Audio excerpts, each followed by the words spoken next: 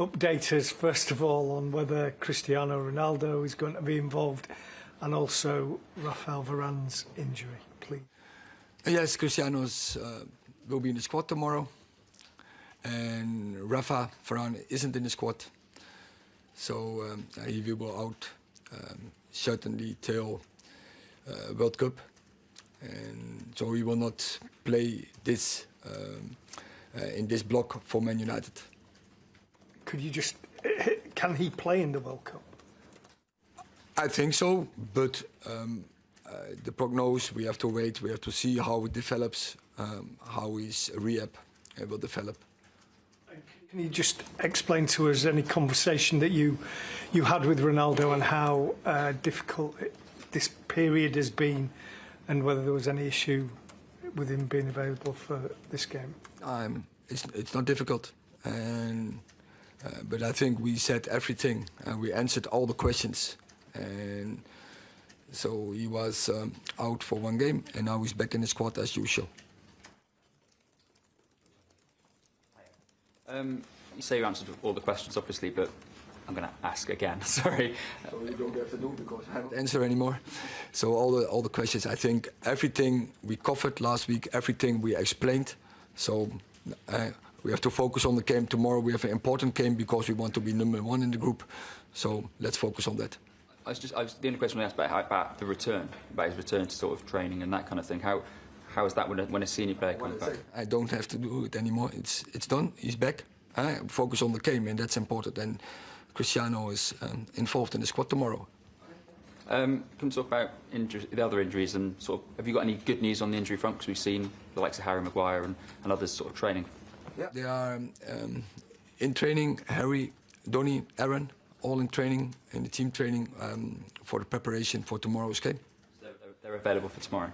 We, after the training, together with medical, I will take the decision. Erik, do you think Harry will have an important role to play for you before the World Cup with Rafael injured? He's always will play an important role. So he was injured, happy, and he's on the way back. So now he has to get back into games. Obviously, some people in this country will be looking ahead to the World Cup and wondering whether he will be getting enough minutes to be involved. Do you see him getting that game time? I understand that the interest, but we look at Manchester United. We have to get the right results and performances. So that is the main objective I look at.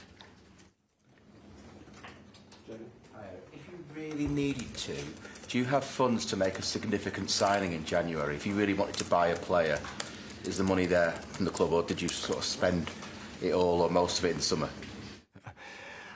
In this moment, I said also last week, we focus on the games. And in the background, of course, it's a continually process.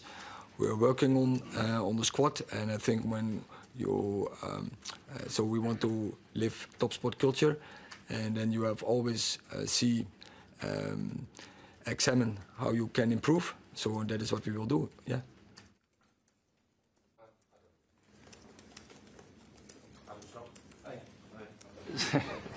Christian, you've been at the club a few months now. You spoke when you first arrived about how big you could tell the size, the magnitude of Manchester United. Have you felt any added pressure from the fan base in games? Has it felt any different to clubs you've been at before when you've played for United?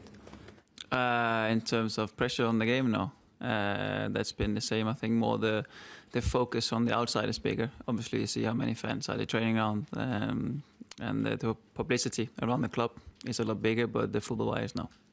It felt like a pressure, like you were talking after the Chelsea game, about that will to go to the end, that fighting spirit. You feel like there's an added pressure from the fan base, especially after the criticism the fans had on the team last season from our poorest finish. Can you feel that within the game? Can you feel the fan base and around, like you said, that there's a bit of added pressure to get that result here?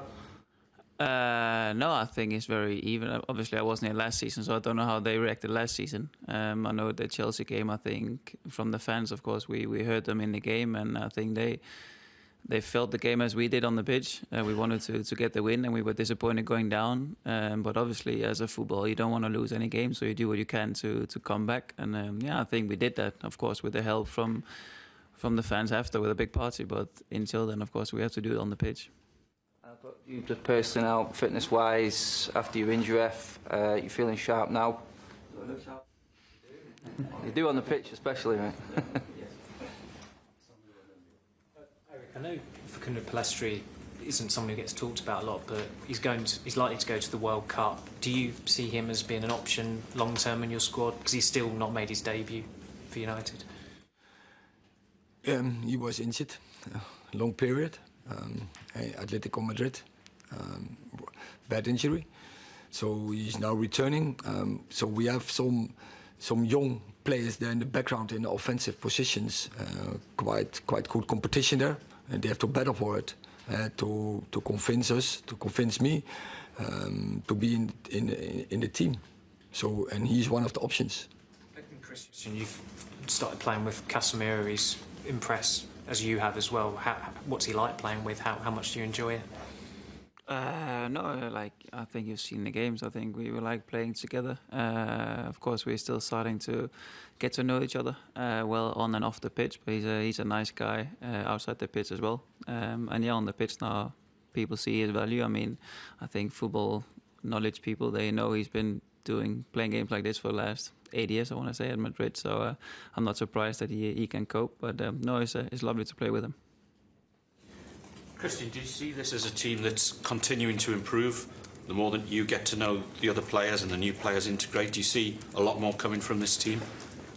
Yeah, I do. And I also have the feeling that the players feel it. And I think the fans does. I even think you guys believe it a bit. I think you can see the development in the games of how we go to the games and how we play in the games. I think there's a bit of a rising. But no, I think we're starting to believe it, and obviously there's a lot of things that we still need to do better, a lot of things we can change, but I think overall, I think we're on the right path. And do you see that this team is that far behind the likes of City? I mean, you've already beaten Arsenal and Liverpool. I think they played together for many years. They've had the consistency for many years, and like you said, a lot of new guys are coming in, and now it's us to, and me personally as well, I think for everyone coming in to show the consistency, to be up there and stay up there and don't get many downs. So really, I think we need to show our consistency before we can compare. Hi, Erik. Just on Harry, before his injury, there was obviously a lot of focus on him and his performances, and I know no player ever wants to be injured, but do you think the breakaway may have helped him a little bit just to get away from it all, and when he comes back, he'll be in maybe a better frame of mind? It's always about performance and about presentation, and I think when he's regarding his qualities, when he's acting like that, it's no problem. He's great play, great capabilities to do the job for us. One for Christian. Obviously, we're in a stage of a season now where even a sort of a relatively minor injury may affect chances to go to a World Cup. Is it hard to focus on this little block of games and not look too far ahead and look at the World Cup? No, not really. I think for every footballer it's the same. I mean, obviously there's something in 6 games' time, but until then you'll be focused on the next game, and our game is tomorrow. And like I said, there's 5 or 6 games before the World Cup, so there's a lot of things at the clock where you need to be in good shape. Hi, Christian. The club's made a spectacular sort of recovery from the start of the season, if you look back to the Brentford game and the Brentford performance. I just wondered what's changed in the last few weeks. The manager, rightly or wrongly from the outside, has a sort of reputation as a bit of a disciplinarian sort of thing. Has that been a factor? I just wonder why or how have you made that spectacular improvement in the last couple of months? Yeah, I think we started. I think the players, and I think in general, I think we started believing in what we were doing on the pitch, and obviously a lot of the 1-0 wins gave us a lot of confidence that really we could do well and really get momentum. And I think that started a bit of an extra build-up after the Brentford game. So I do think it's a bit of the belief. Obviously, of course, he wants us to do stuff, and we try to do as we can what he wants. But obviously on the pitch we have to make our own decisions, and I think the qualities we have when finally we get to know the base will be even better. Yes, just there were some people when you first signed Christian and maybe thought you might be a squad player. I didn't think that, but some people did. I mean, did you expect to have the impact that you have had?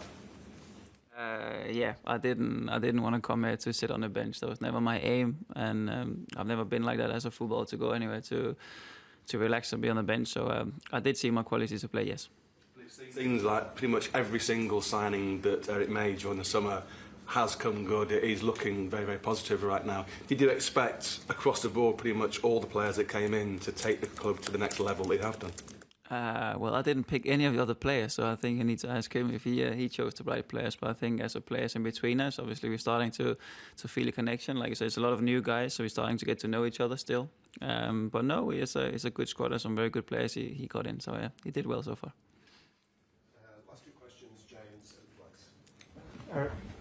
Flex. We saw Rafael Varane's reaction last week. So this is obviously something that's playing on players' minds. Is there a message you have to those players? Because obviously you need them to focus on every game going up to the World Cup, but that must be in their heads.